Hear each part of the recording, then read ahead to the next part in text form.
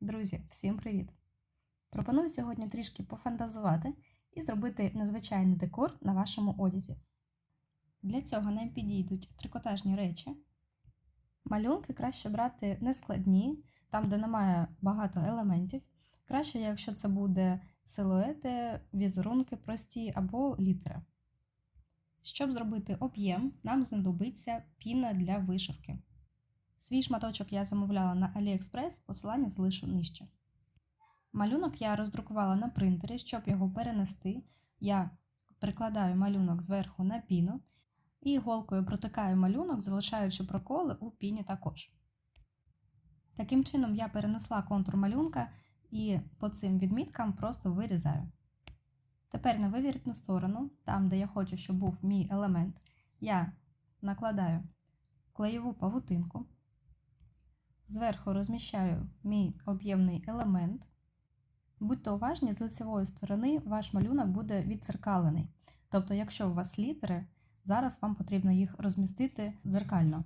Далі зверху знову павутинка і шматочок тканини для підкладки. Часом кравчині скаржаться, що павутинка відклеюється після прання або під час експлуатації виробу. Таке може статися, якщо павутинка стара, з часом вона втрачає свої клеєві властивості. Або якщо недостатньо довго тримали праску і павутинка просто не встигла приклеїтися добре. Зараз я по краях пройдуся праскою, щоб павутинка трошки розплавилася і я могла вивернути футболку на лицеву сторону.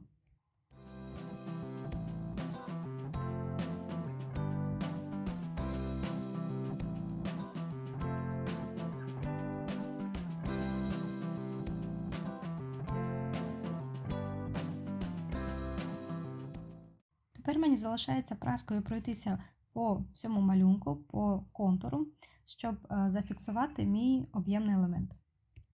Краще це робити без пари, просто праскою, бо клеєва павутинка не любить вологи.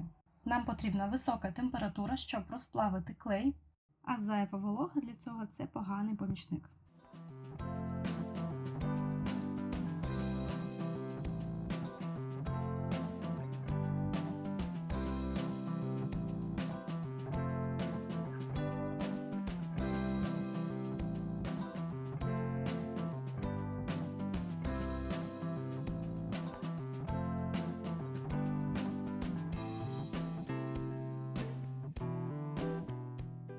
Якщо ви хвилюєтесь, що після прання павутинка відклеїться, можна по периметру прокласти строчку на машинці, і тоді ваш малюнок точно нікуди не дінеться. Я прокладаю строчку за допомогою лапки для пришивання блискавок. Мені дуже подобається робити речі, в які закладені якісь свої сенси, а головне, таких речей ви не знайдете в магазині. Я бажаю вам творчих успіхів, до зустрічі!